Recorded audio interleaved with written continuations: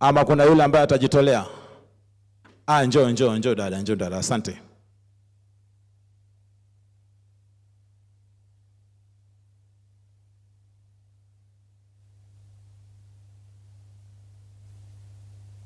Na tuombe.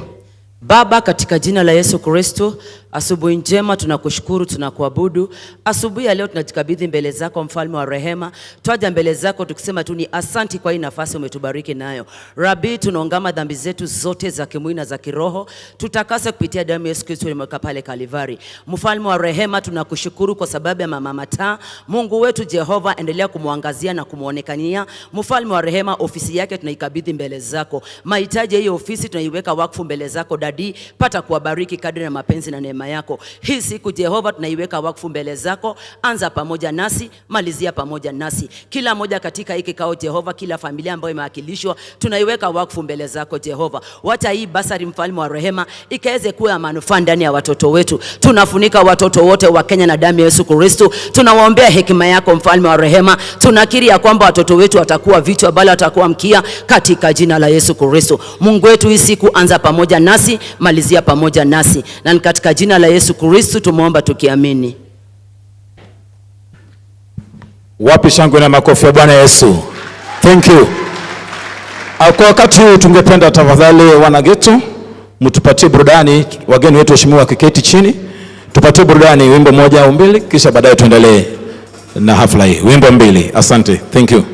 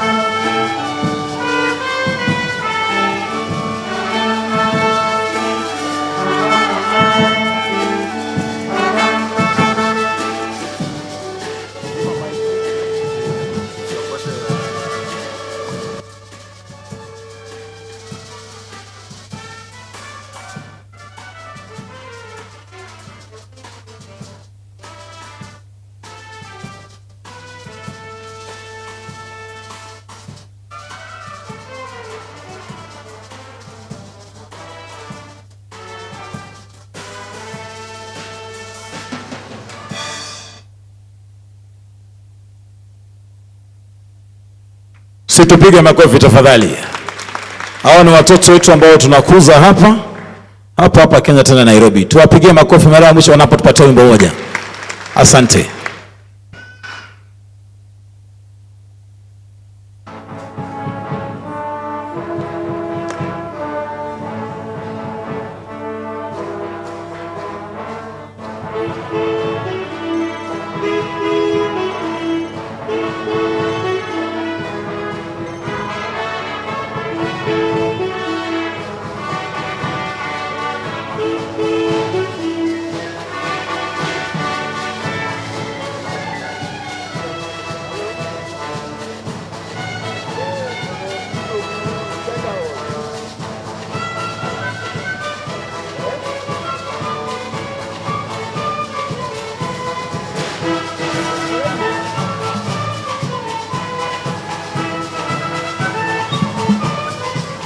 Tusimame na mama tucheze pamoja, tufurahie watoto wetu.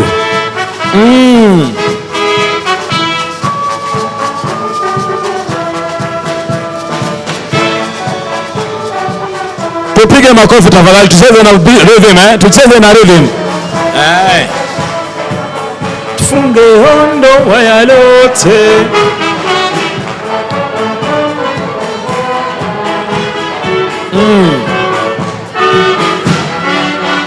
Wapi makofi?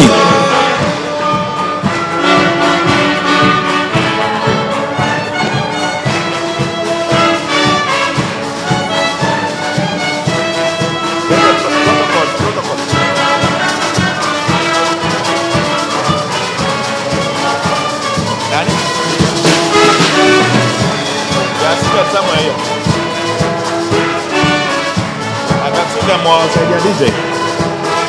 Alafu you get that protocol. Unaenda kwa nazo? Tucheze na mama kidogo. Nitumie pia.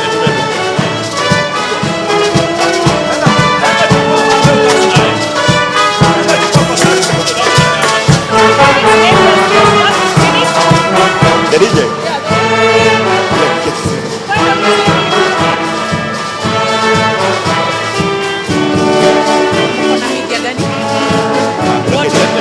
Bush.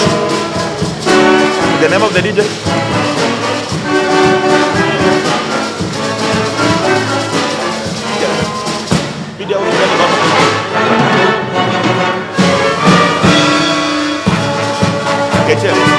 Wapi shangwe na vigelegele?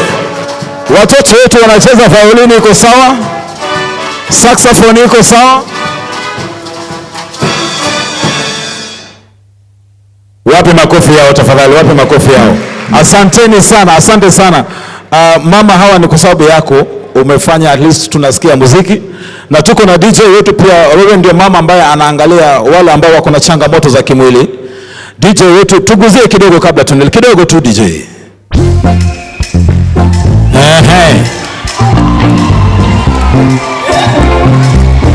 Huyu ni DJ wetu ambaye ako na changamoto ya kimwili, ambaye anacheza muziki sana, ametutumbuiza sana.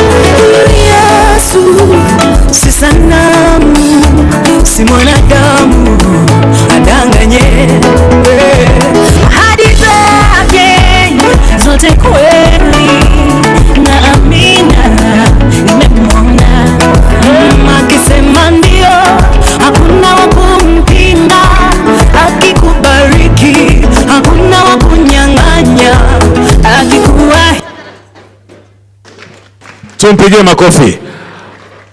Niko na tangazo moja tafadhali. Kuna karatasi zinatembea, hiyo karatasi andika jina yako tu. Haijalishi unatoka county gani, constituency gani.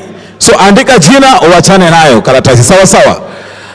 Ningependa tuendelee kwa haraka sana kwa sababu najua mama ni mtu wa mambo mingi. Ningependa kumwalika dada wetu ambaye anaitwa Charity, tafadhali. Njoo utupatie welcome remarks, kisha baadaye utawaalika wale ambao wanatukuja tupatia beneficiary testimonials, ambayo ni Bethsheba, Ksh na Laija. Ephraim.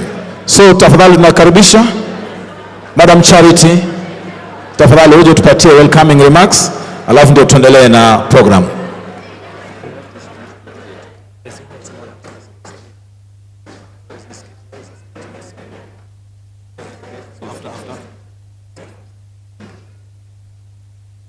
Naarifiwa kwamba kuna kikundi ambacho kinaitwa Youth Theatre Kenya. Kama mko tayari, niliwaita kitambo sana.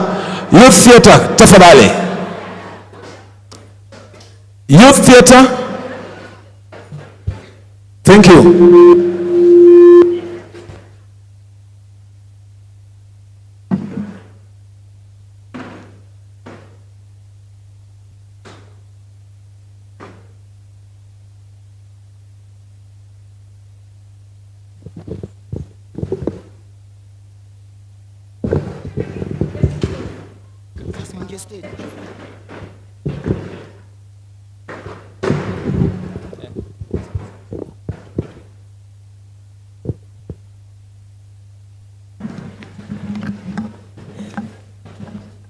Hao ni wana Youth Theatre, tuwapigie makofi wanapojiandaa kutupatia skiti yao tafadhali. Tuwapigie makofi wanapojiandaa kutupatia skiti yao. Tukaweza kusikia ni yapi wanayo kutueleza.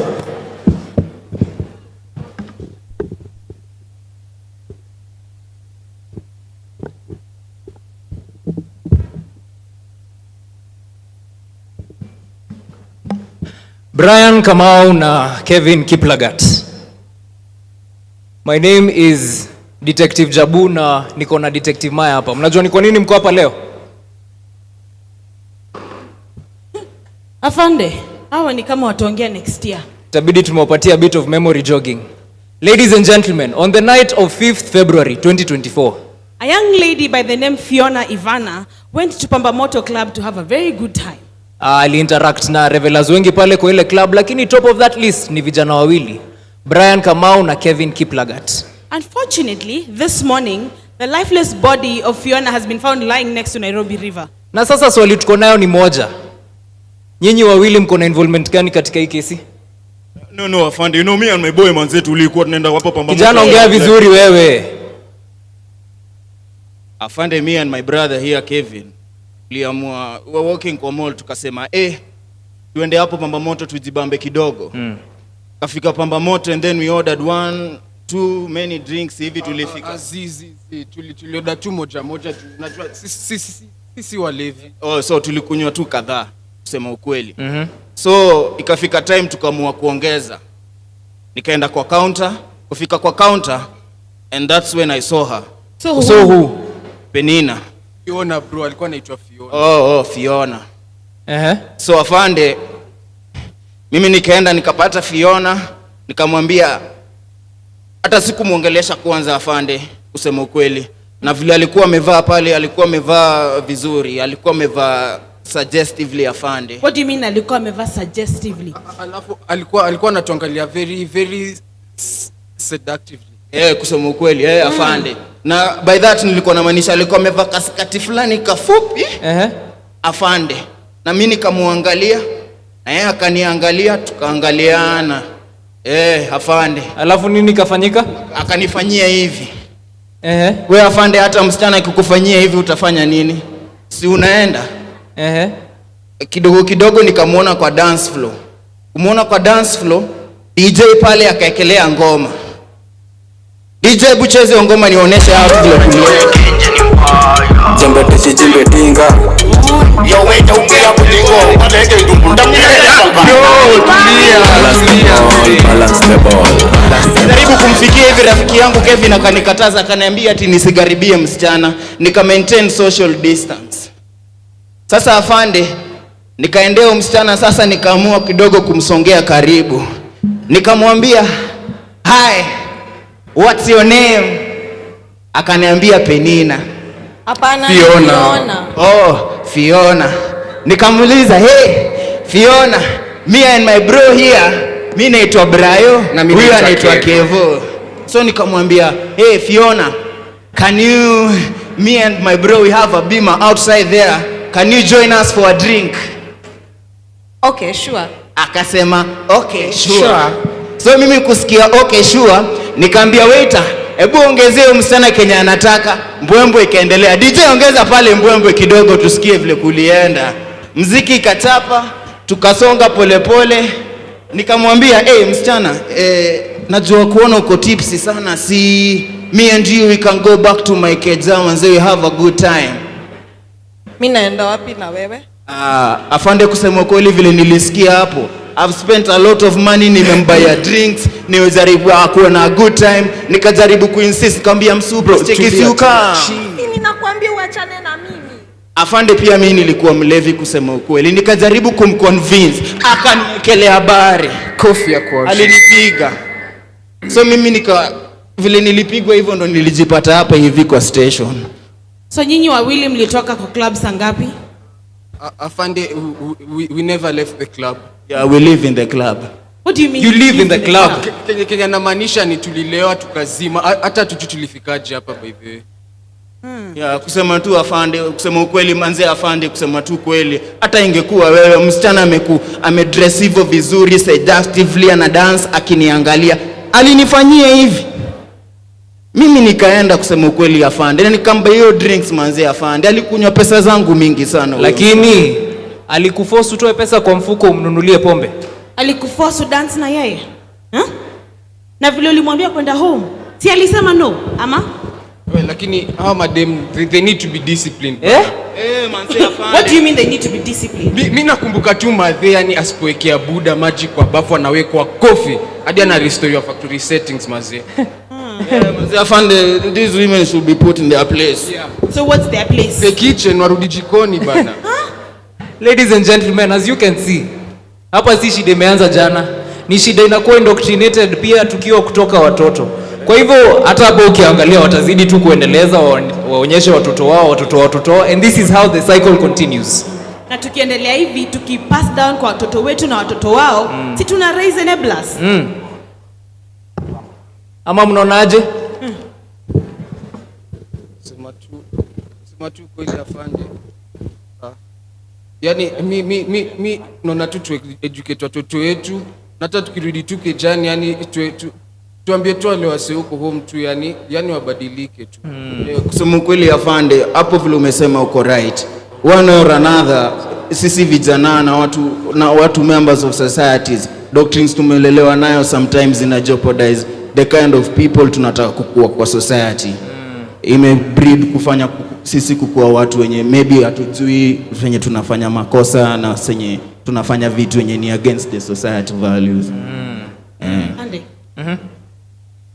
Sura msichana mnasemaje? Afande, kusema kweli hata ndio kweli tulidance naye, lakini si hatukukuza huyo msichana. Tukiacha alienda wapi bye? Okay. Ni sawa tunawaamini. Hiyo ni message imetoka headquarter, wanasema wamepata CCTV footage ya nje ya club. Alienda na taxi na hiyo namba tunaitrack. So nyinyi tunawakubalia mwende home, lakini wewe ngoja. Hii mindset yenu lazima mchange. Si mnaona nyinyi pia mna enable hii situation yote? Kweli afande. Lakini kama kweli afande, nimeona kile unasema. Pia sisi tunachangia hizi vitu kwa society. Kweli.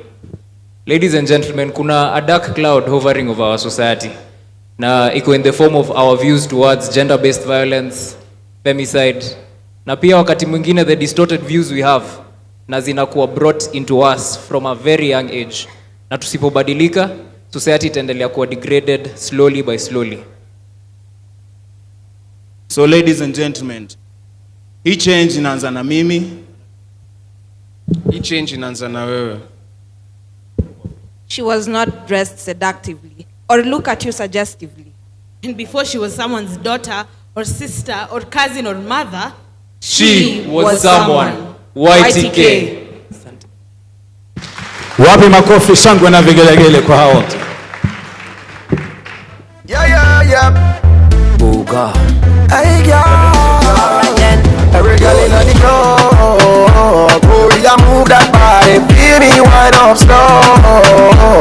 When you feel that vibe, you bring it up. Girl, I make it boom like a time bomb. Girl, I make it boom like a time bomb. Girl, I make it boom like a time bomb.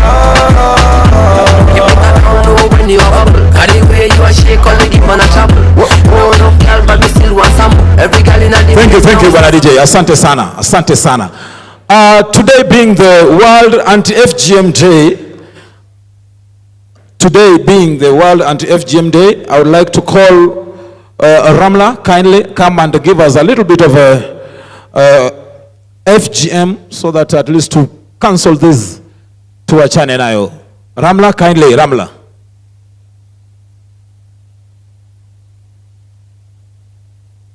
Ramla, kindly come and give us a little bit of anti-FGM day. Karibu hapa tafadhali.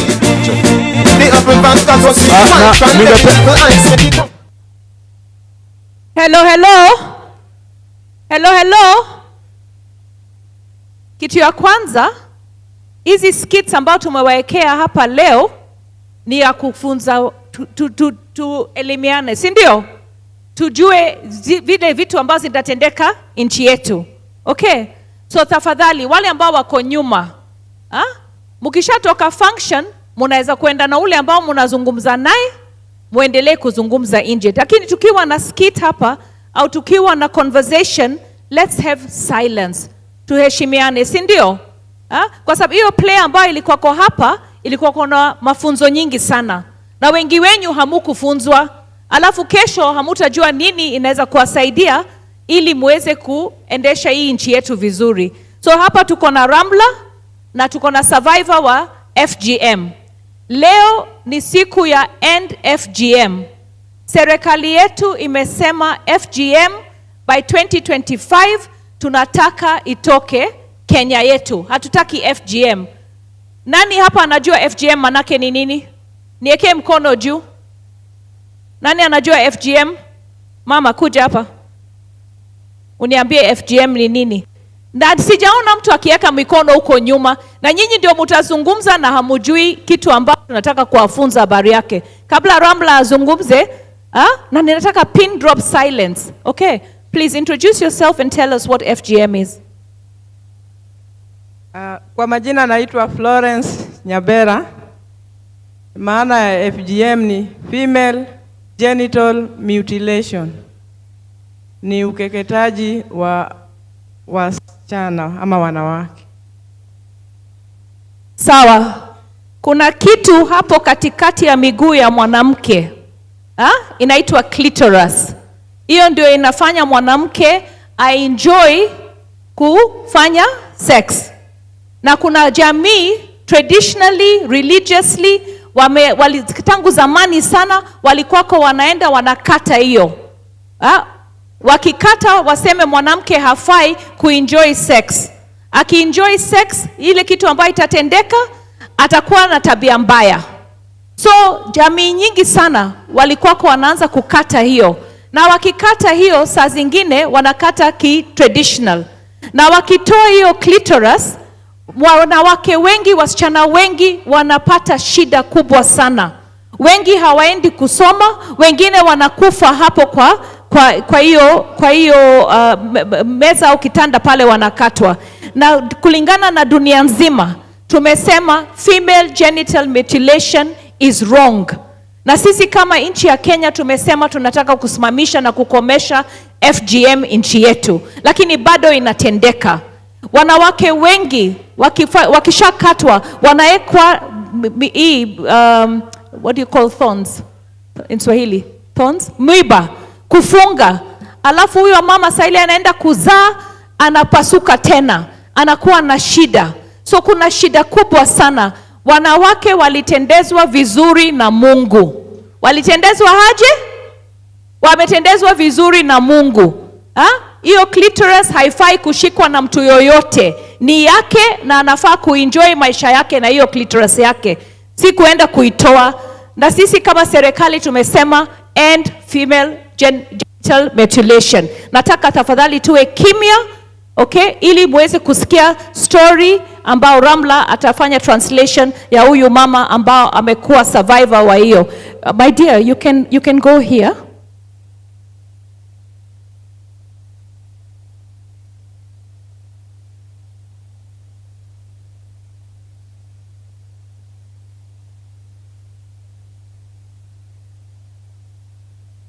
Hi. Assalamu alaikum. Habari yenu? Okay, I'm Ramla Ahmed and she's magacaygu waxaa la dhahaa Hodan Cabdigele. Waxaan ka shaqeynaa hay'adda Amaan FGM. Waxaana u shaqeynaa hay'ad la suntuka hadalteedii baa. Okay, I'm the one translating for her. My name is Hodan Abdigele. I work together with Nala, an NGO called Nala, and together with Men and FGM and Zinduka Kenya. Marka waxaan ka hadlaynaa dhibaatooyinka uu leeyahay iyo waxyaalaha badan aan soo marnay haddaan nahay Soomaali adinka Kenyaanka waa inaga daranahay u sheeg. Okay, I've come here to talk about the effect that FGM has and the problems she herself has encountered coming from the Somali community. Marka anaga haddaan nahay Soomaali waana laga wada jiraa si xun loo tolaa dhibaatooyin badan oo noo geystaa gabdhaha xataa qaar way u dhintaan waxyaalo badan. Okay, from the Somali community to like it's extreme. There's three types of FGM. There's a type whereby it's totally cut off the clitoris. And just like the lady talked about, in Adungwa, like in Ashono na Muiba, all together mpaka kwa miguu, so it's extreme. Marka waxaan rabnaa anaga haddaan nahay Soomaali dhibkaas uu nagu soo noqnoqday laakiin hadda waxaan u taaganahay in dhibkaas aan soo gareeno oo ka dhameeno dalka Kenya aan ku noolna. Okay, coming from the Somali community.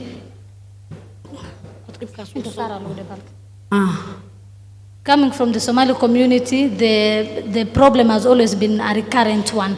It has never stopped. Like there's a group of people who come, we talk about the ending of FGM, but it never ends. So being from the Somali community in Kenya, we've come here to stop it totally. Marka waxaan idin ka codsanaynaa idinka laftirkiina haddaa meelaha ku aragtaan inaan nala soo share gareysaan oo dadkaas wax ka qaban. Okay, and if you people encounter the people that practice FGM, we all want all of us to work together to end FGM. Marka waxaan hadda section diri meeshan ka nimid islii badana hadda Soomaalida ma jecla waxay sameeyaan sunno hadda xataa waxaan rabnaa inaan ku darno sunnada ee laftirkeeda sunnada hadda aan dhameeyno. Okay, where I've come from in section 3, most of the people like the third type in us Muslims, we say it's called the Firauni type, the one that is totally cut off. So in section 3 last year we were working together with Nala and we stopped the type 3 FGM, but we are now in the process of stopping the type 1 and type 2 called as the Sunnah type.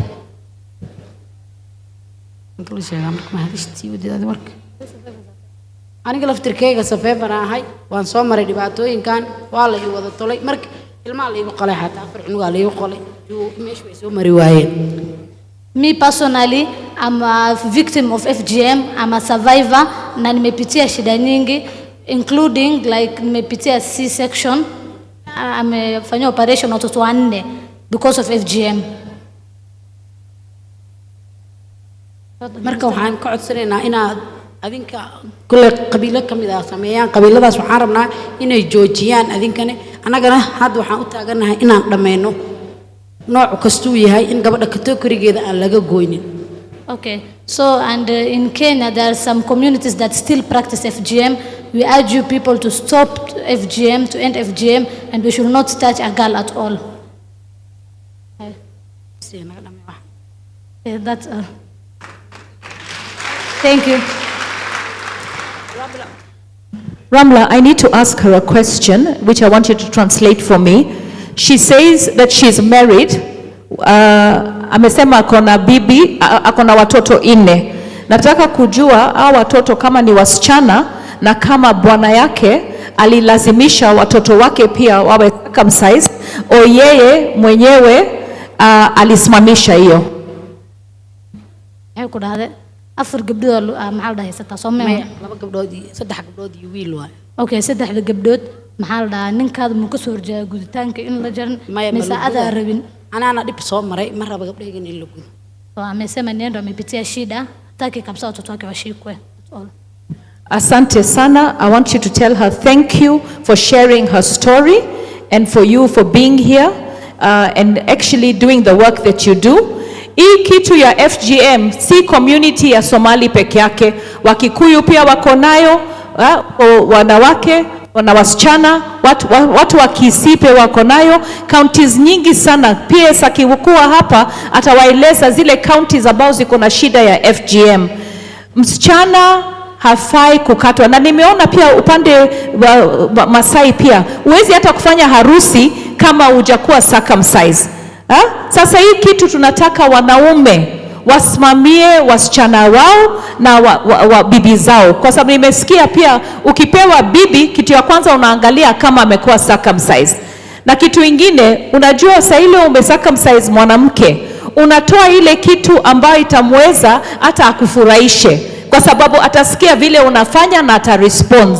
Sasa ukitoa hiyo kitu yote, wewe utakuwa na mama ambao unamrape kila saa, kwa sababu haezi kuelewa ile upenzi, ile kitu Mungu amempatia kusikia uzuri, kwa sababu hiyo yote inatolewa. Alafu umeona mama amezaa watoto wake wote na nini, na cesarean, kwa sababu haezi kupitisha mtoto vile alishonwa na mwiba. So kitu tunataka mukisikia, kwa sababu mukienda nyumbani, wajua Nairobi, watu wengi ambao wako Nairobi hawaishi Nairobi, nyumba zao wanakaa hapa, lakini wako manyumba county zingine. Mukisikia kuna FGM, tafadhali first thing munajaribu kurescue huyo msichana. Kitu ya pili ni kukimbia kwa police station. Lazima tufanye hii kazi pamoja. Leo ni siku ya kukumbuka wale wote ambao wamekufa kwa sababu ya FGM, wale wote ambao maisha yao imekuwa mbaya kwa sababu ya FGM, na sisi tunataka kama serikali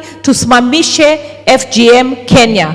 Sasa nataka sote tusimame ili tuwe na 1 minute of silence kwa wale ambao wamekuwa circumcised FGM, wale ambao wamekufa, wale ambao wana maisha mbaya, ili tuwakumbuke na tuseme tunasimama na wao na tunawakumbuka. Na vile tunasimama sasa, tutasimama na wale ambao walikuwa kwa hiyo explosion Embakasi, na wale ambao pia wamekufa kwa hiyo explosion. Tuwe na 1 minute of silence, tuwe watu ambao tuko na utu na tunasimamia wale ambao wameumia na hizi vitu ambao ziko kwa dunia yetu ambao ni mbaya. Asanteni.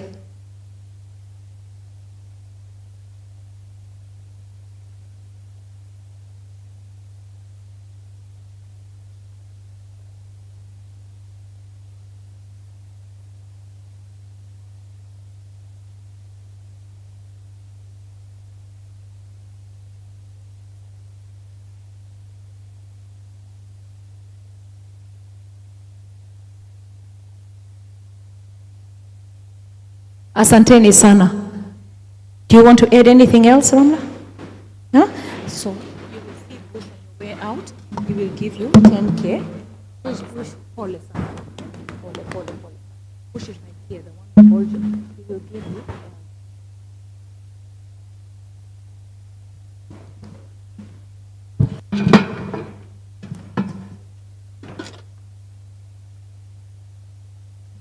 See. Can you take over?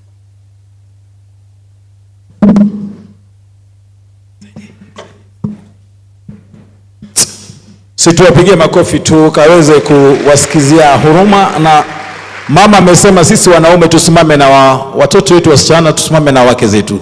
Kwa hivyo tukaweze kuhakikisha kwamba tumeua mambo ya FGM Kenya yetu. Nalifiwa kwamba kuna wale wana ghetto classic, ilikuwa ni warudi wacheze wimbo moja. Kwa hivyo hapana, haitawezekana. Ghetto classic, pole sana.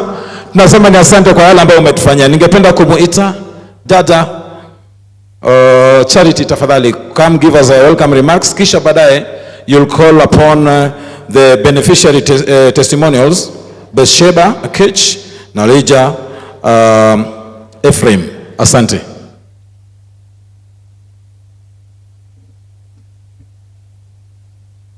Good morning everyone. Hamjamoni. Kwa majina mimi naitwa Charity Kanario. Nafanya kazi na National Government Affirmative Action Fund kama coordinator wa Nairobi County. Nimepewa fursa hii niwakaribishe wote wenye mmeweza kuhudhuria hii sherehe ambayo tunapatiana cheki za bursaries na tunapatiana cocoa cookers. Wakati tulikuwa na ile sherehe ya Disemba hatukuweza kupeana kuka zote, kwa hivyo leo pia tunapeana zile ambazo zilibaki. So ningeomba niwakaribishe nyinyi wote na sana sana nikaribisha wageni wetu waheshimiwa ambao wamejiunga na sisi leo kwa hii sherehe. Tuko na ndanda anaitwa Sophie Ondupoe from Coco Networks. Tuko na Ann Muturi, she's the regional manager WEF, Women Enterprise Fund. Atakuwa na nafasi ya kuongea, tuelezee zile mambo ambazo zinaendelea pale WEF. We wish to welcome Mr. Elias Abdi, Director General from the Ministry of Education. We wish to welcome Mr. Dr. Timothy Olweni, Chairman, Social Health Authority. We have our PS from Gender and Affirmative Action, Madam Ann Wangombe. Thank you for honoring us by your presence. And we have our Mama County, Honorable Esther Pasaris. Thank you so much. We welcome you all. Ningeomba tutulie, sitaelezea ile pesa ambayo tunadisperse hapa leo, tutakuwa na wakati ya kusema hayo. Kwa sasa I wish to welcome everyone and kindly wale ambao wameketi kule nyuma, tunaomba to maintain silence ndio tuweze kusikizana. We run event haraka haraka, tuanze kupeana bursaries. Karibuni na asanteni sana. Asante sana, asante sana. Ghetto Classic tafadhali. I understand there's someone who will speak, but before that you'll have to give us one number. Ya haraka haraka tu. Kisha baadaye the person who is supposed to speak on your behalf ajiongee kwenye speaker, kwenye microphone tafadhali. Kisha baadaye we'll get the beneficiary testimonial ambaye ni Bathsheba Ksh, Large Ephraim. Watakuja watueleze ni nini ambayo wameyapitia na wamefaidika kwa njia gani kupitia ngafu. Asante sana. Wana Ghetto Classic.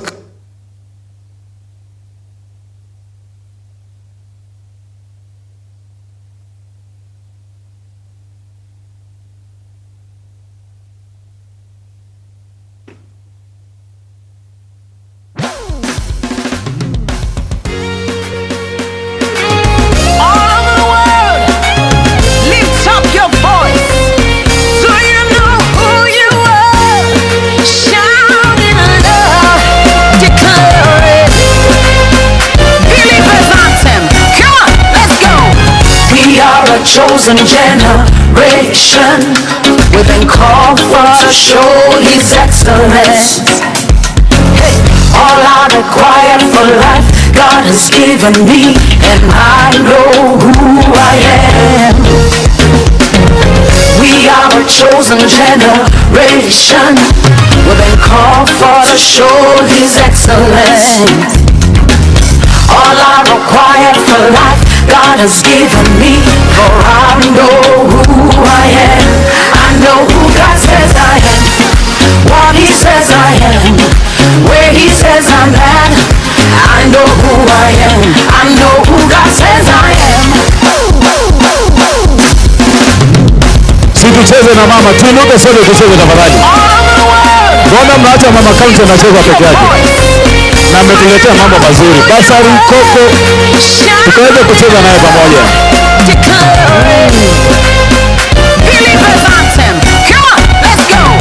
We are a chosen generation, we've been called for to show His excellence. Hey, all I require for life, God has given me, and I know who I am. We are a chosen generation, we've been called for to show His excellence. All I require for life, God has given me, for I know who I am. I know who God says I am, what He says I am, where He says I am. I know who I am. Hey bwana, Aki, muingie kwa vibe bwana. Hiyo nyimbo ya Mungu anakujua, wewe unamjua na hamuna vibe. Hapo tumepotea. I work in miracles, I live a life of favor. I know who I am. I'm working power, I work in miracles, I live a life of favor. I know who I am.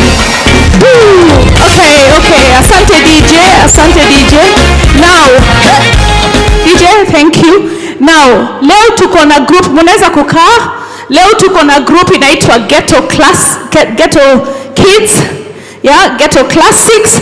Hawa nimewaona siku moja nilipokuwa kwa embassy wakiperform. Na hao watoto ni watoto wetu. Na mkiwaona hapa, kila mmoja ako na story. Na sisi kama NGAF Nairobi, together with partners, tunataka kuchukua Ghetto Classic, Ghetto Kids, tuwapeleke Nairobi nzima, tuwe na pahali ambao watoto wanaweza kujifunza music. Hao wote wamemaliza masomo, wengine bado wako kwa masomo, hatujawatoa wale ambao wako kwa shule. So I'd like, who will speak on behalf of Ghetto Classics?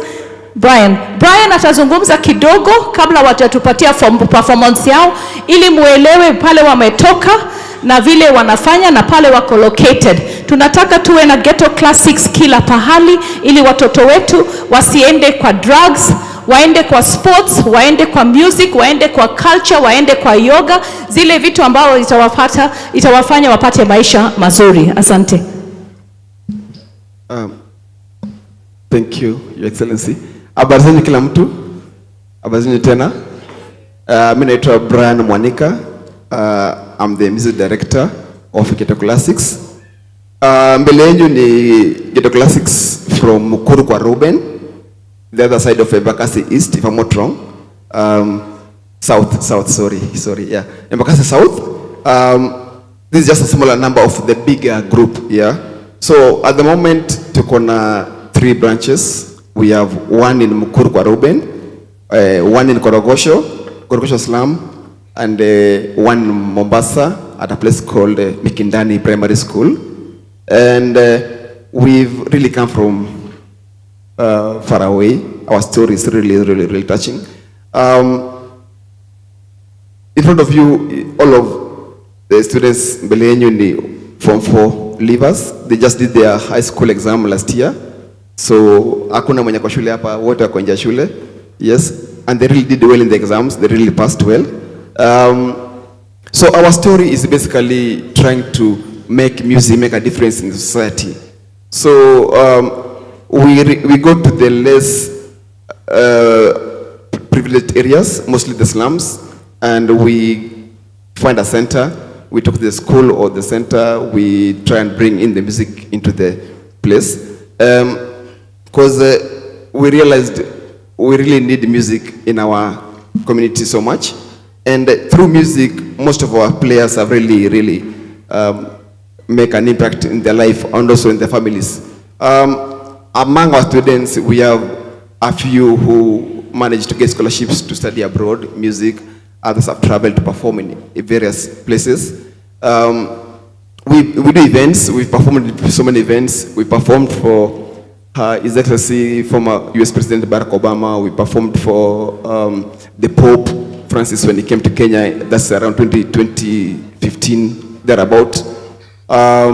We performed recently. We did an event for Prince Charles of England when he came. So even the wife to Joe Biden was here last year at US Embassy. We also managed to perform for her. So basically we just try and make a community happy with our music. And we make sure that our students and our players keep on doing this over and over again. And maybe in the future we might go to every county and make sure that we really spread what we do over here.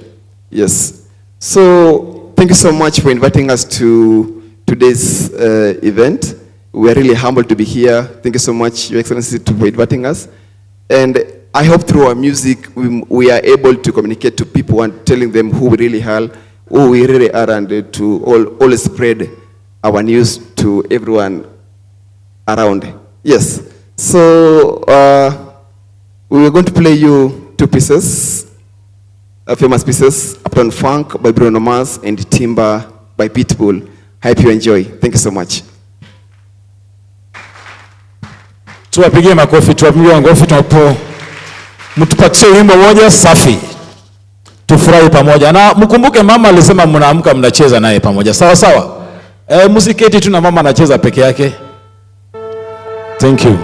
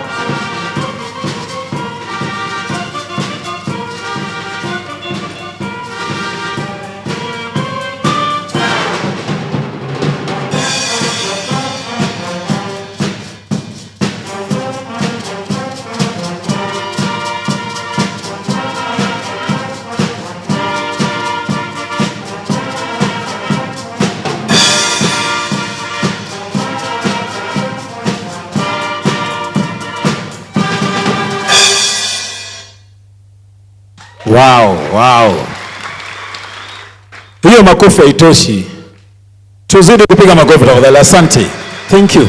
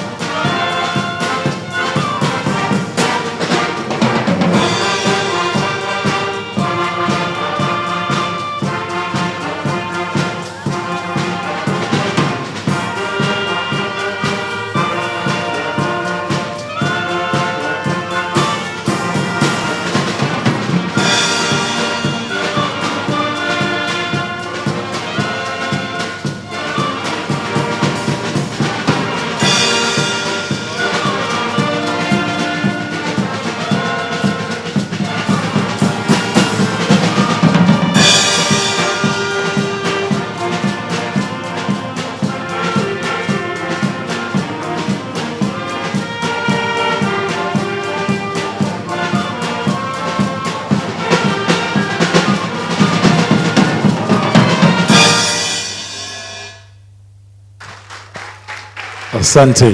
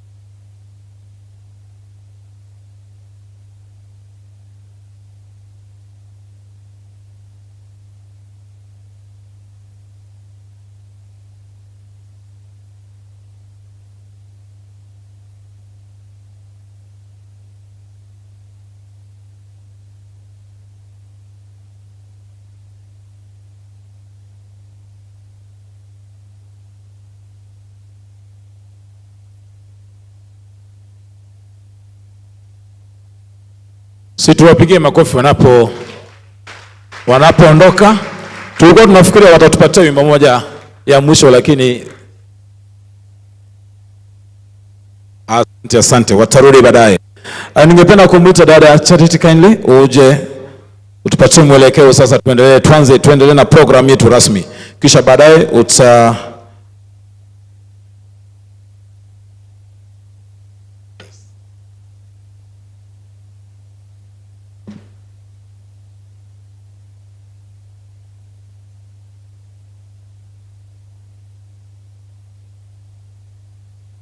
Nataka kujibu swali ambayo watu wengi sana huwa wanauliza uko nje na hata hapa.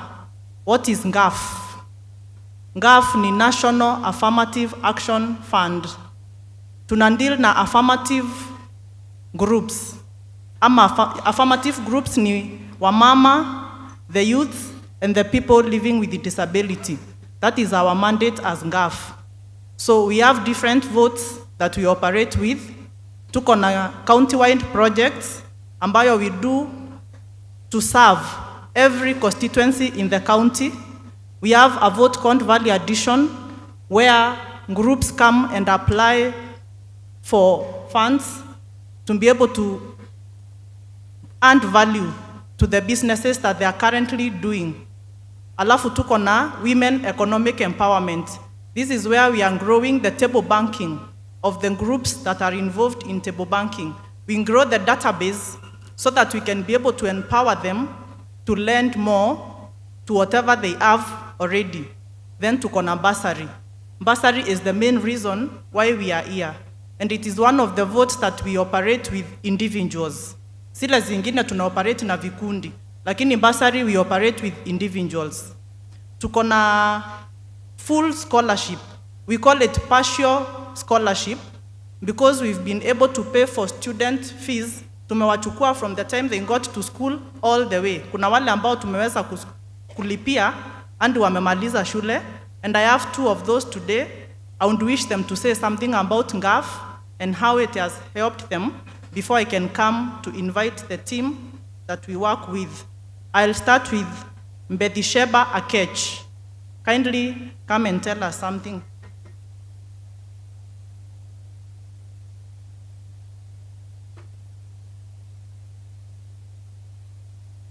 Madam Esther Passaris, all protocols observed, ladies and gentlemen, good morning. Standing before you is Ksh Bethsheba, a great beneficiary, not just a beneficiary, but a great beneficiary of NGAF. My journey started in 2018. I'll briefly take you down the memory lane. I met Madam Esther Passaris here when I was supposed to join Form 1. I got a calling letter and I was supposed to report to Our Lady of Mercy, South B. But unfortunately, I couldn't. Why? Because I'm just a simple girl, raised, born and brought up from the slums of Huruma. I was born, and from the moment that I started knowing myself, all my life, I've only been seeing a mom. Sijui baba ni nani, sijai experience anything inaitwa fatherly love. And yes, I had a dream to join a prestigious high school, become that successful woman in the society. God did it. I was able to finish my class 8. Form 1 was awaiting, but no, I didn't have hope. But here came a God-sent leader, Madam Esther Passaris. I can never forget, on the 11th of February, wenzangu washaenda shule, wako karibu kwenda midterm, Ksh hajajoin bado shule. Madam Esther Passaris, I remember, on the 11th of February, back in the year 2018, I got to meet you. Nakumbuka vizuri, you called us in the Intercontinental Hotel. And one thing you promised me, nitakusomesha. But usiniletee mtoto, ukiniambia ati mtoto ni baraka. Me, I'll take you through that journey. And yes, I did it. From my Form 1 to my Form 4, I cleared. And by God's grace, I'm a proud girl to say that I'm a student at the prestigious Kenya Utalii College, the best hospitality school in Kenya. All that courtesy of Madam Esther Passaris. Thank you, Mama. I know you don't know how much you've nurtured thousands and thousands of kids out here. Not just children, but also women. Not just women, but also men. Here we are, proud students, proud Kenyan children who can stand in front of thousands of other Kenyans to encourage them, tell them that in front there, we can surely see hope. Why? Because of you. If anything, by any chance, if I go before the Lord, kneel down and tell him that we need great leaders, I wouldn't think of any other epitome. Just you, Mama. That's my prayer. May God continue blessing you, not only politically. May God remember your deeds and bless your generations and generations. Trust me, the light and the spirit in you, you're not only shining it alone, you've passed it to us, the current generation. I am a walking testimony that God does wonders. And he won't come to your doorstep like yeye mwenyewe akwambie ndo mimi nimekuja. He will pass through people like you, Mama. This day, I'm honored. I'm really grateful. Thank you, Mama. Thank you so much. I honestly don't know where I would have been if it were not for you, Mama. I'm just grateful.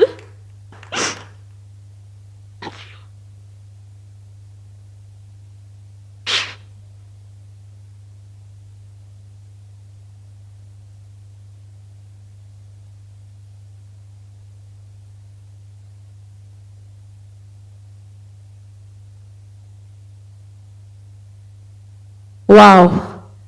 Now, kitu ninataka kusema, wajua tukipewa kazi, mimi kila saa naambia timu yangu, ile kazi tumepewa, tunafanya kazi ya Mungu. Hata nikifanya kitendo yoyote, ninashukuru Mungu kwa sababu ya hiyo nafasi kutenda mema. Wajua saa zingine watu wanasema, kwa nini women reps munaeka picture yenu mkifanya function? Ili ijulikane nani alitumia pesa ya serikali vizuri. Kwa sababu wajua hiyo pesa ya serikali, kama utaki kusaidia wananchi, unaweza kuitumia vibaya. Utafute shule, utafute ghost students, utumie pesa vibaya, si ndio? Nyinyi wote ambao mko hapa kwa sababu tuko na team Nairobi. Team Nairobi tunasema we are here to serve the people and we are here to do God's work. So kitu muhimu ambao amesema hapa nataka kuambia, teenage pregnancies, lazima tuwache kuanza watoto tukiwa watoto. Hiyo kitu ndio inaharibu masomo. Na kila mzazi nikikutana naye ninamwambia, zungumzeni na watoto wenu. Waambie watoto wenu hiyo vitu wanaweza kugojea mpaka wakimaliza university, wamepata kazi, wamejua maisha yao, ndio waanze hiyo game ya kutendeza watoto. I had my first child at the age of 32. I don't understand what is the hurry. We have children who are giving birth at 10, 11, 12, 15. It's defilement. Ni sisi kama wazazi tumewakosea. Wale ambao wanaenda university, hata juzi nimeenda Pumwani. Nimetoa mama alikuja tipu Pumwani, Mama Lucy. Kuna mama alinifuata akaniambia, mama, abu njoo tafadhali, nina msichana yangu amejifungua, amepata twins na hatuwezi kuondoka hospitali, mimi sina pesa. Huyo mama anahangaika na biashara yake ndogo kuendesha mtoto wake aende shule university. Mtoto alipata mimba, hakumwambia mama mpaka siku ile alikuwa anajifungua. Mama anafikiri mtoto anajisomesha ako sawa. Boyfriend hayuko, hatukumuona hospitali, hana pesa. Huyo msichana alipata twins. Tulikuwa na donations tulipewa, tukalipia yeye fees, hiyo bill yake, akaenda na mtoto. Sasa huyo shosho akana gharama ya nini? Twins. Na mtoto hajamaliza masomo. So we have to talk to our children, alafu wazee na wanaume. Defilement inatendeka kwa sababu tuko na absent fathers, hakuna mtu ya kuchunga hiyo boma. Baba ameondoka, hakuna mtu kuchunga hiyo boma, mama ameachiwa hiyo kazi. Alafu juu yake mzee anakuja nyumbani amelewa, hakuti bibi, anapandia msichana yake. Anasema ni tembo au ni shetani. Wewe ndio shetani, si tembo, kwa sababu hata uwe mlevi aje huwezi kufanya vibaya. Unafanya vibaya kwa sababu ulikuwa mbaya hata kabla uanze hiyo tembo. So we have to protect the next generation. Tunataka wasome, wapate maisha ya maana, si ndio? Thank you so much for sharing your story, Charity.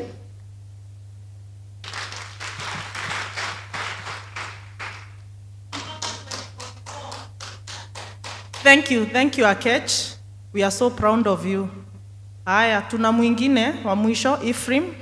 Kindly come and share.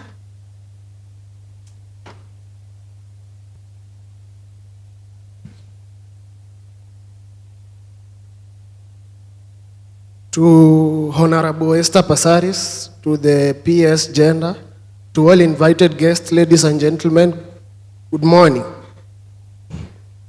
I know my greeting may have not been correct because I'm not aware of the times, but as I'm here to say thank you to Honorable Esther Passaris, because without her support, I would have not attended my secondary school education. As I remember that day, Honorable Esther Passaris met my mother at 2019 when she was visiting Spinal Injury Hospital. My mother there was a nurse aide. She used to earn less than 10,000 when she was there. I performed very well in class 8. I earned marks of 410. I received a calling letter from Miranda High School. And we did not have any means to take me there. We did not even afford to buy me a metallic box where I'm supposed to store my things in high school. We were stranded as a family. I had read, I had qualified, but we had no means. We had no options until we met Honorable Esther Passaris, where my mother was introduced to her by the matron. If it were not for her help, I would have not attended Miranda High School. I'm very thankful for the opportunity you've given me. It is not that I am special than all the other kids out there who do not attend high school, but it is with God's grace and Mama's help that I have attended Miranda High School. And as I stand here today, I am a proud Miranda alumni who has scored a B+ in KCSE 2023. So I take this opportunity, Mama. I know you've been taking care of us as your kids. You've sponsored me full scholarship through high school. I'm very grateful.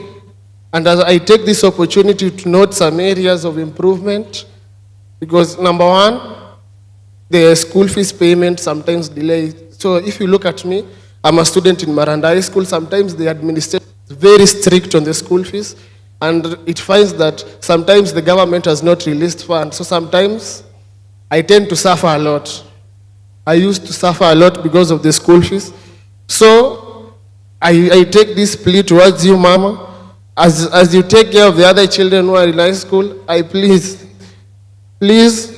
consider the kids whose administration is not fair towards them. They don't tend to understand our situation like you understand our situation. All they want is money on how to run the school. So my second area of concern, Mama, will be that, as you can see, I'm one of the kids who have finished Form 4 under your scholarship, but currently I'm at home doing nothing. I don't have funds to do anything. So as I'm here for Mama, I would like for you to arrange something for kids like us who have finished under your scholarship so that we can give back to the community as a whole.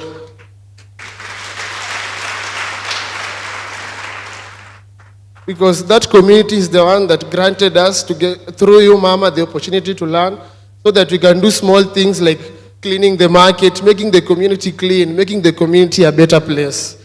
On the third area of concern, Mama, as we are here, you've sponsored some of us like me. I would like to propose an idea where kids like us, after we finish Form 4, you set up something like a foundation where kids like us can contribute maybe on a monthly basis and we sponsor 1 or 2 children. Because even us, we've been sponsored so that we can get here. Finally, I finish. I would like Mama to call on you because some of us are stranded. Maybe I performed well, but I don't have means.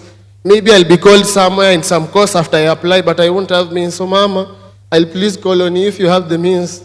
Please help people like us. Because me personally, I'm stranded. I don't know how I'm going to campus. I don't know anything. Where I've reached up to Form 4 is because of Mama. If it weren't for Mama, most probably I would have been a KCP leaver. So I thank you.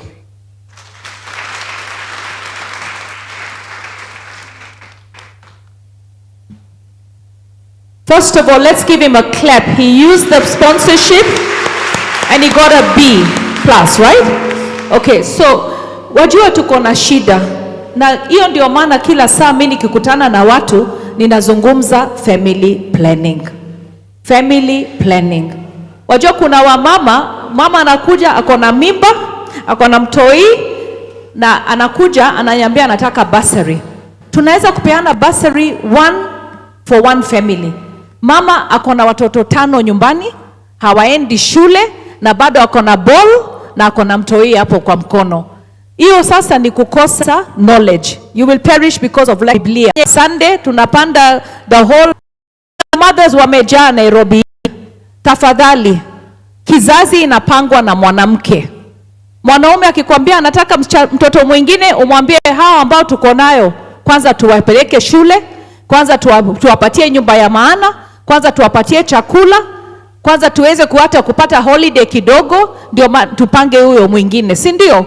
Huwezi kuwa wewe ni mama unazaa mtoto pia anazaa. Kuna family tunasaidia mama kuna watoto 8, wote wamezaa watoto 5, imekaa kama nursery school. Nikienda kuona hiyo family, wako na kijana mmoja alipata ajali. Lakini hapa leo tuko na Director General wa Education na amekusikia. Director General, we really have a problem. Mashule nyingi wanatuma watoto nyumbani saa ile hawajalipa fees. Na wakiwatuma nyumbani tunakuwa na shida kwa sababu wakirudi ile wakati walikuwa nyumbani wamepoteza elimu. Huyu kwanza vile amepata B+, wajua ngafu pia serikali saa zingine inaweza kuchelewa. So what we do, we normally write comfort letters. We send letters to the school to tell the teacher that we are actually doing, we're preparing the check. So upande wa university, I think we're going to look at all those who performed very well. Go and take you for a meeting with help. Make sure you can get help from the government, and then we see where we can supplement. Also, you seem young. Students can start working early. You can even work in the university, selling something in the university, doing some volunteer work so that you can help with your fees. You're going to go places. You're going to be someone big. It's a question of what you think in here, right? So have big dreams because your dreams are valid. Yeah? So GAF itasaidia, lakini tafadhali punguzeni ile speed ya kuleta watoto duniani. Hiyo speed punguzeni. Sijasema mpunguze game muendelee, lakini speed mpunguze ya kuleta watoto, si ndio? Kwa sababu pesa imekuwa kidogo. Asante.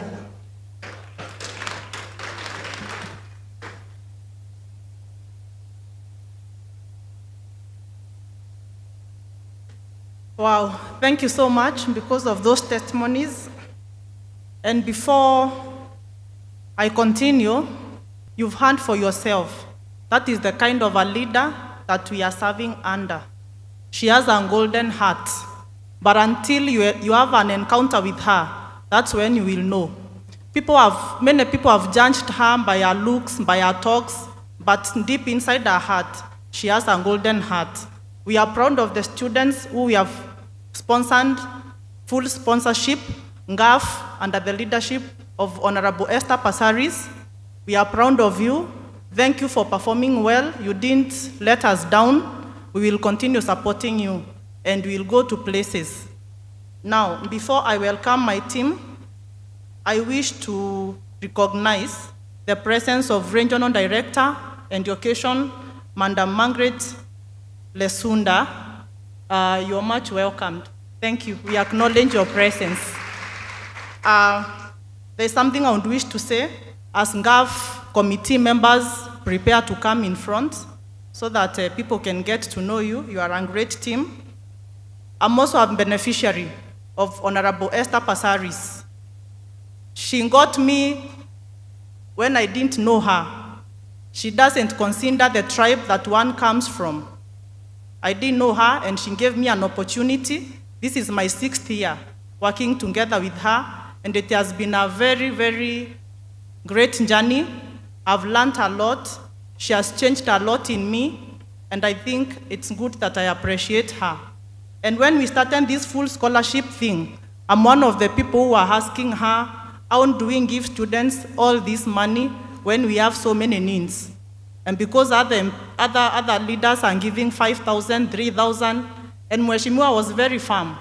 I'm giving 10,000 on secondary school.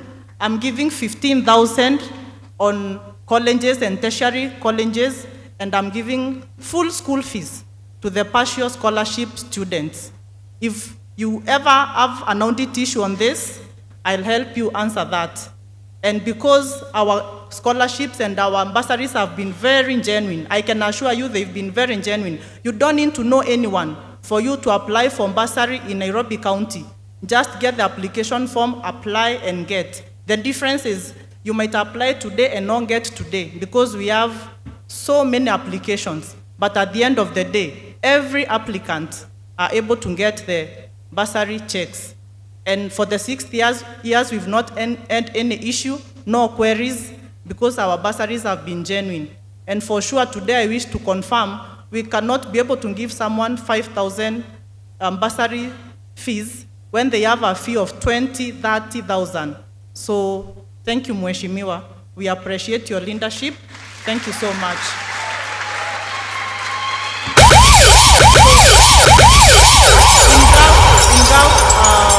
The office alone cannot work. We have a team of 17 committee members and 4 other additional committee members. That is the PWD representative, the county commissioner, and the gender officer.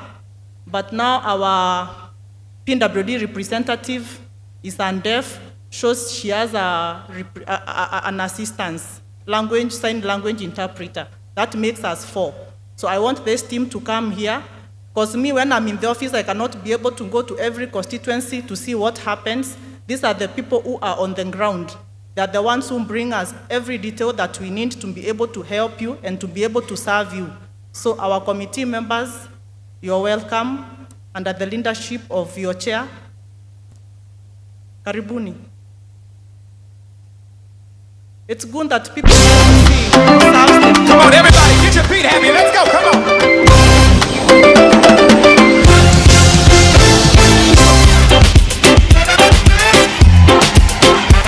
Where my islanders? Can some of y'all run down here to the front real quick? I gotta know who's in the building. Where my islanders? I need y'all to run down here. Come on, let me see you.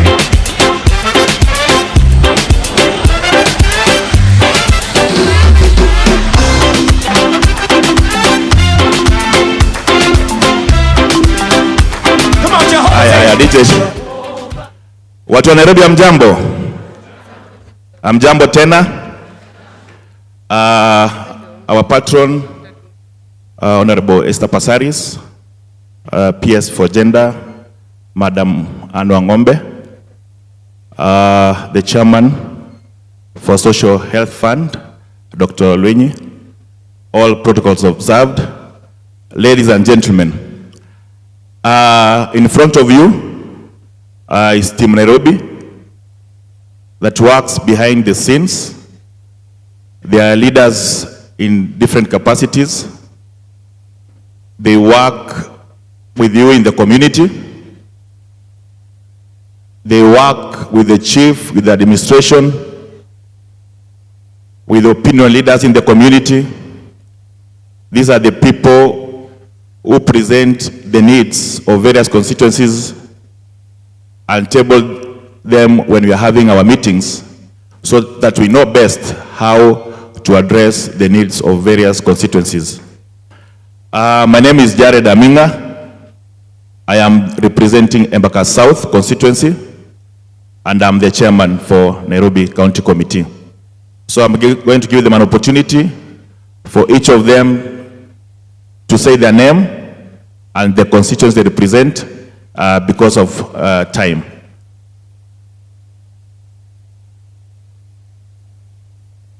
Good afternoon, everyone. Habari yenyu?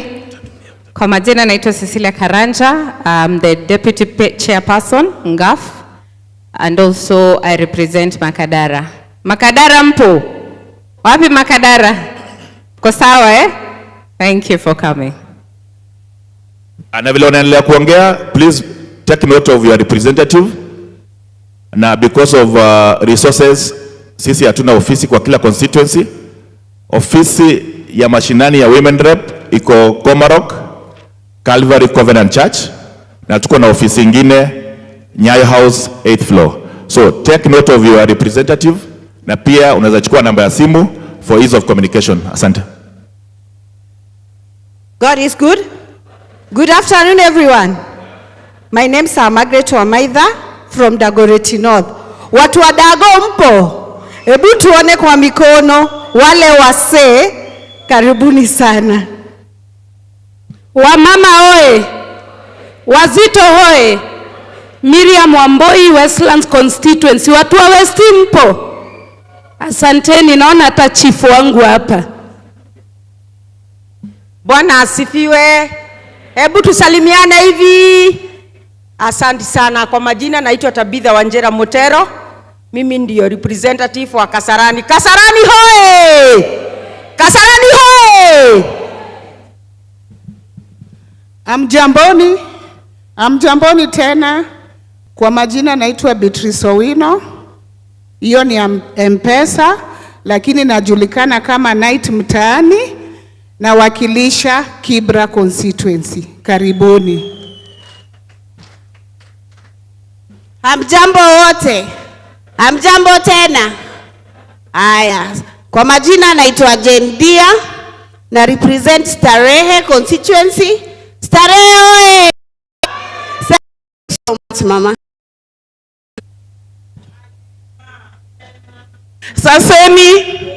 Saseni watu wangu. Kwa majina naitwa Maureen Akoth, Ruaraka representative aka Ruaraka mpo? Ruaraka oe! Mama nyalo koso konyal. Mama team. Habari zenu?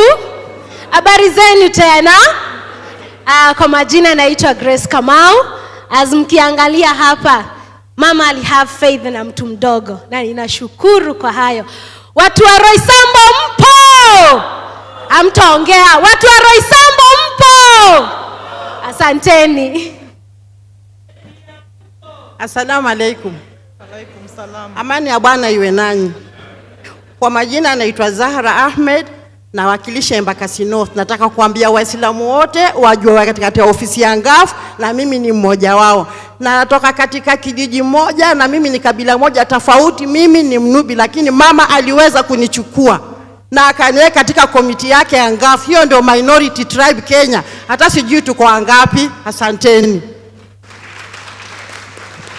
God is good and all the time. I wish this house ingekuwa na plan B kama 10.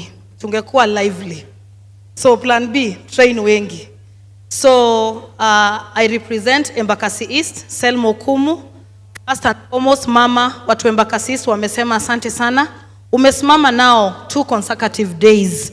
They felt your presence and they were very, very happy kwamba ulionyesha kweli utu wa mama.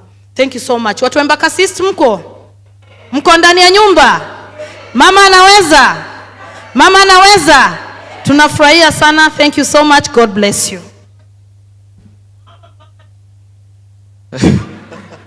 Hello. Embakasi West mpo? Hebu tuone mikono yenu juu ya hewa jamani. Haya, kwa majina mimi naitwa Eric Paul Owino.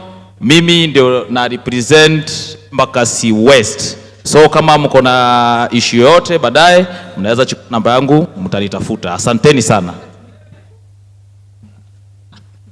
Wana Nairobi hamjambo? Hebu nipungie mahali popote huko. Asanteni. Kwa majina anajulikana kama Frederick Juma, na wale anatoka Lang'ata sana sana wananiita Olise. Lang'ata hai. Lang'ata mpo? Asanteni.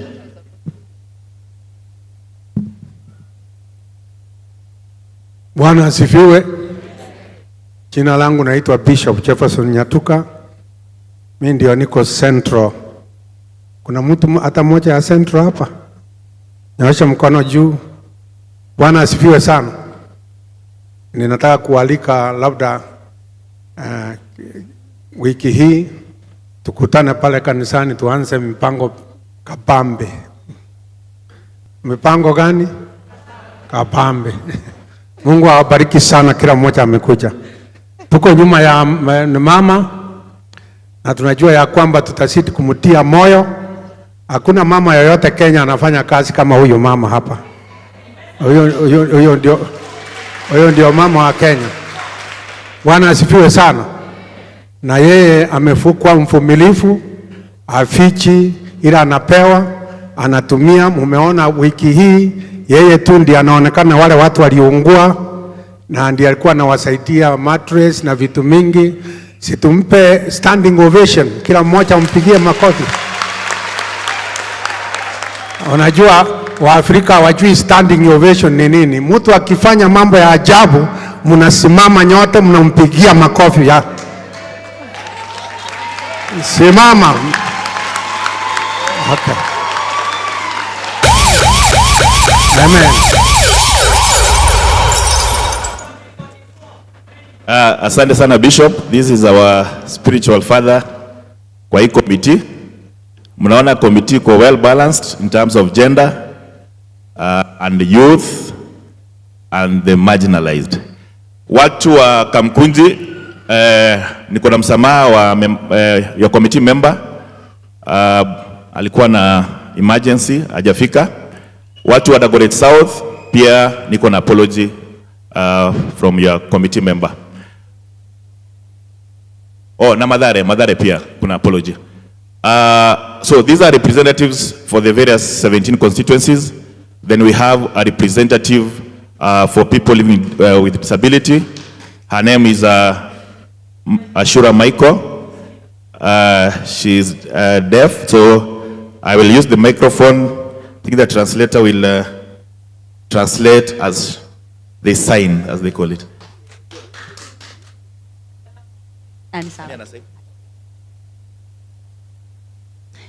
Hello everyone, good afternoon. Nikisema Pasaris, mnasema twende kazi, sawa? Aya, Mama Pasaris? Shukran. Thank you, all protocol observed. Our regional director, commissioner, Mheshimiwa Pasaris, asante sana. Good afternoon again. Kwa majina ni Ashura vile mmesikia. I'm representing persons with disabilities. Ashura Michael is my name from Nairobi County. Thank you. Mama Pasaris is the only woman leader who is seen working. And I'm the person representative who represent all the 47 constituencies. I also benefited from Mama. Thank you so much for your support. And we'll continue serving the people together. I can give you my telephone number thereafter so that we can interact later. I have my sign language interpreter who is Flora Atieno. Thank you so much. Aya, asanteni sana. Tunaweza kaa chini sasa.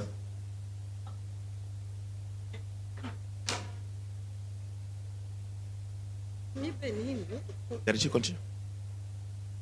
Yeah? So IMC, come back. Endele.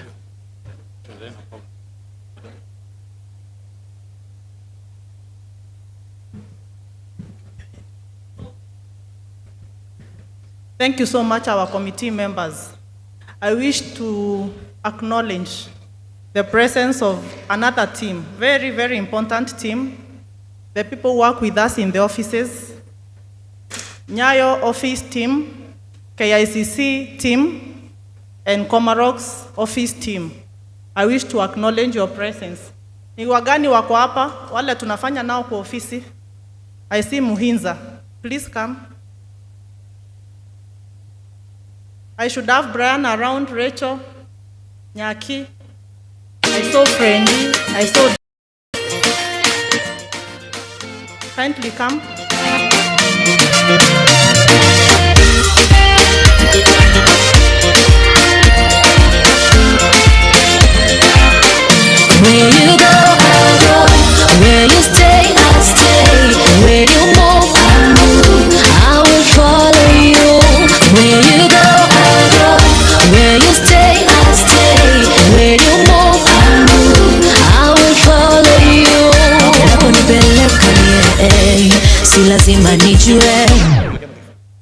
unachoniwazia mie, si lazima nijue njia zako hakika, mambo yako sambamba, mipango ya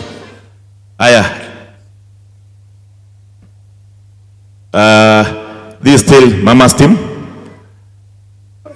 from the parliamentary office, and we also work with us the NGAF team.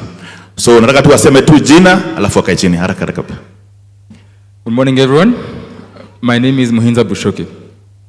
Good afternoon. I'm Hugo Kayemba Lazarus.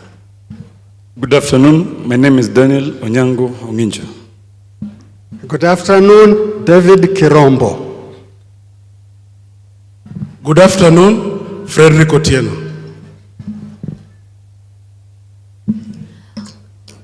Good afternoon. My name is Esther Nyaki, and that's my sign name. I work in the Komarok office, and I've worked with Mama for years, ever since, even before she became Mheshimiwa. I love her so much, and that's her sign name. Thank you. Good afternoon. My name is Brian Munga. Good afternoon. My name is Rachel Musioka. Good afternoon. My name is Rahab.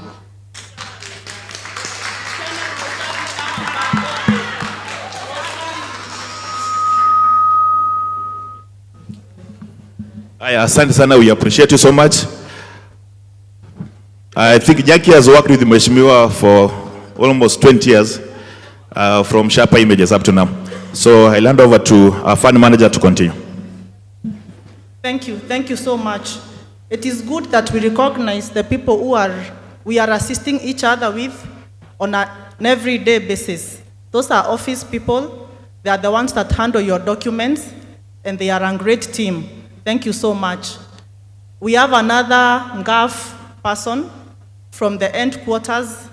We do not have the presence of our NGAF chair. She was not able to be with us. Also our CEO, they are away on another official mission, but then we have a representative from the end quarters. Sylvia, you're part of NGAF, kindly come and say something.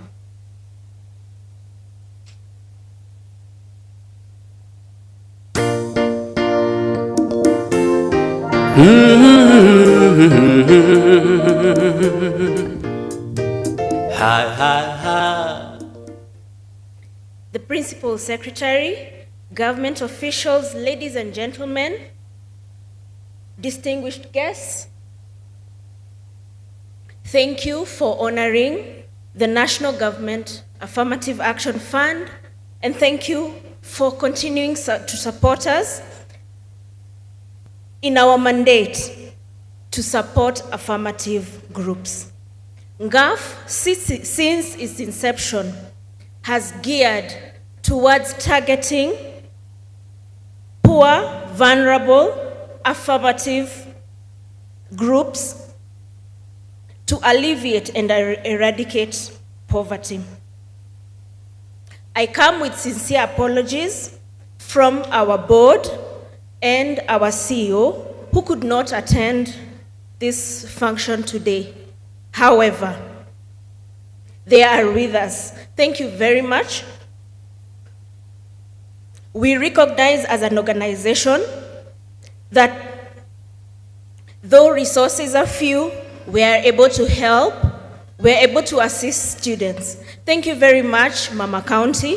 Thank you very much to our government for availing funds to assist students as we commemorate this day and as we commemorate the eradication of anti-FGM. As an organization, we strive in all our programs, in the bursary program, in the countywide program, and in ending anti-FGM. Thank you very much.